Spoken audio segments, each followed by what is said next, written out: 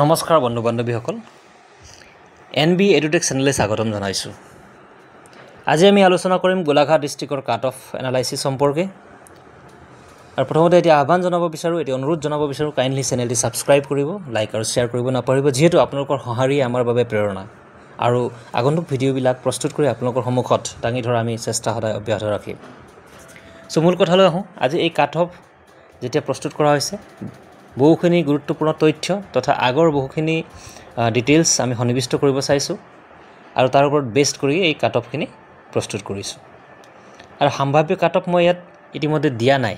মই যেহেতু লাষ্ট 2023 টেটৰ যি ক্যালকুলেশন আছিলে, গোটেই মাৰ্কস ক্যালকুলেশন সিস্টেম যি আছিলে সেইখিনি মই ইয়াত পুট কৰিছোঁ, বহাইছোঁ। তাৰছত তেতিয়াৰ যি লোৱেষ্ট টেট পাৰ্চেন্টেজ আছিলে সেইখিনি ইয়াত পুট কৰাৰ পাছত যি পাৰ্চেন্টেজ ওলাইছে সেইটো মই আপোনালোকৰ ওচৰত দেখাব বিচাৰিছোঁ। কিন্তু তেতিয়াৰ স্কোৰিং সিস্টেম বেলেগ আছিলে, আপোনালোকে গম পায়। স্কোৰিং সিস্টেমত গ'লে 209.367 আনৰিজাৰ্ভৰ গৈছিলে, 205.283 OBCৰ বা MOBCৰ, 201.133 SCৰ, 190.58 STPৰ আৰু ST হিলছৰ 174.13। মানে ডিসেন্ডিং অৰ্ডাৰত ঠিকে আছে কেটেগৰি ওয়াইজত। কিন্তু এবাৰ যেহেতু বন্ধু বান্ধৱীসকল বহুতো কথা আছে, আজিৰ কাট অফ যিখিনি আমি প্ৰস্তুত কৰিছোঁ এইখিনি লাষ্ট মেৰিট লিষ্ট যি আছিল 2023 গভৰ্নমেণ্ট অফ আসামৰ ফালৰ পৰা DW ফালৰ পৰা যিখিনি ওলাইছিলে টিচাৰ্ছ, ৰেগুলাৰ টিচাৰ্ছৰ এপইণ্টমেণ্ট, তাৰ মেৰিট লিষ্টত কেনেকুৱা ধৰণৰ মাৰ্কছখিনি আছিলে সেইখিনি আমি লোৱেষ্ট মাৰ্কখিনি আমি চালোঁ। তাৰপিছত এই কেলকুলেশ্যনটো কৰা হ'ল। আৰু নাম্বাৰ অফ পোষ্ট আৰু এটা ফেক্টৰ হয়। গোলাঘাট ডিষ্ট্ৰিক্ট চাৰিওফালৰ পৰাই এক্সেচিবল হয়, গতিকে হয়তো বহুত প্ৰাৰ্থীয়ে ফাৰ্ষ্ট প্ৰিফাৰেন্স হিচাপে দিছে তাত, এইটো আমি অনুমান কৰিব পাৰোঁ। তথাপি পোষ্ট অনুপাতে খুব হিউজ পোষ্টে বুলি ক'ব লাগিব, যেহেতু টোটেল 193 পোষ্ট আছে। আনৰিজাৰ্ভৰ 101, OBC MOBCৰ 26, SCৰ 12, STPৰ 9, ST হিলছৰ 19, PWDৰ 13 আৰু T টাইপছৰ 22। এতিয়া কিমান কাট অফ যাব সেইটো ডাইৰেক্টলি কোৱাটো একেবাৰে সম্ভৱ নহ'ব, কিন্তু কিছুমান ফেক্টৰছ আমি নিশ্চয় এনালাইচিছ কৰিব পাৰিম বন্ধু বান্ধৱীসকল। এবাৰ কাট অফত প্ৰভাৱ পেলোৱা বহুতো বস্তু আছে। টোটেল এপ্লাইড কেণ্ডিডেট পাৰ্চেণ্টেজ বহুত আছে, এৰাউণ্ড 30,000 বুলি আপোনালোকে গম পাইছে ইতিমধ্যে। তাৰপিছত ফিজিকেল ডকুমেণ্ট ভেৰিফিকেশ্যন কিমান পাৰ্চেণ্টেজৰ হ'ল সেইটো আপোনালোকে নিশ্চয় গম পাইছে। এবচেণ্টৰ সংখ্যাও বহুতো আছে, সেইখিনি মাইনাছ যাব। NISৰ হাইকোৰ্ট চলি আছে, ডকুমেণ্ট এক্সামশ্যন হ'ব বা নহ'ব সেই বস্তুটোৰ এটা প্ৰভাৱ পৰিব। আৰু বহুতো কেণ্ডিডেট হয়তো ৰিজেক্টেডো হ'ব বিভিন্ন কাৰণত।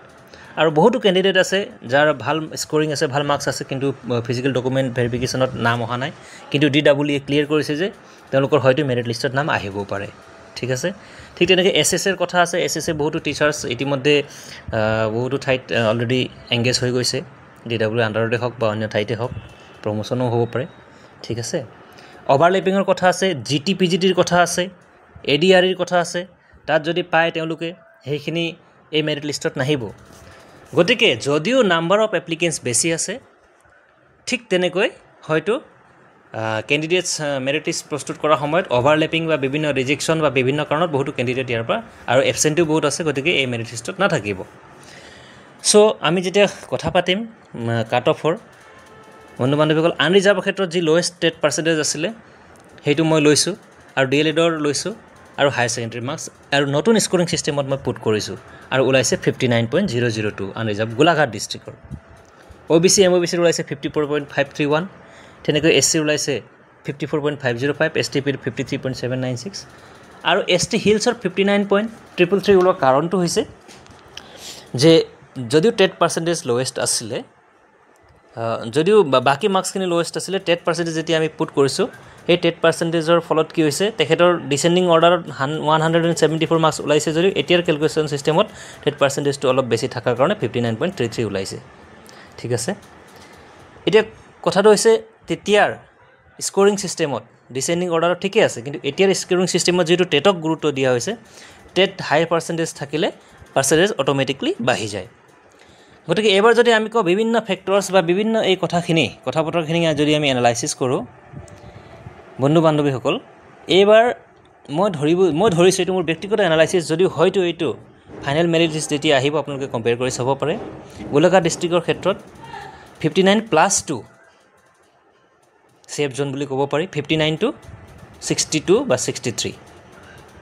ঠিক তেনেকৈ ইয়াত 54 OBCত আছে তো 54তকৈ হয়তো অকণমান বাঢ়িব 55 প্লাছ 4 59 54 to 59 ছেফ জোন বুলি ক'ব পাৰি ঠিক তেনেকৈ SCৰ 55 to 58 আৰু STPৰ 54 to 58 আৰু ST হিলছৰ 59 to যিহেতু ইয়াত 59 দিয়া আছে এইটো ST হিলছৰ কমিব ইয়াতে 54 to 58 আৰু ঠিক তেনেকৈ টি ট্ৰাইবছৰ কাৰণে যিহেতু তেতিয়া কোনো ধৰণৰ স্পেচিফিক কেটেগৰী নাছিলে এইবাৰ আছে গতিকে টি ট্ৰাইবছৰ ক্ষেত্ৰত যদি আমি কওঁ 53 to 57 ছেফ জোনত থাকিব বুলি আমি আশাবাদী এতিয়া এইখিনি মোৰ ব্যক্তিগত এনালাইচিছ আপোনালোকে নিজৰ ফালৰ পৰা এনালাইচিছ কৰি চাব পাৰে কিমান দূৰ মেচ হ'ব গতিকে আগন্তুক দিনত সকলোৰে যাৰ পাৰ্চেণ্টেজ মোটামুটি ঠিকে আছে কষ্ট কৰিছে তেওঁলোকৰ সকলোৰে চাকৰি হওক বুলি আমাৰ শুভেচ্ছা থাকিল চ' আজিলৈ মানে থেংক ইউ ভেৰি মাছ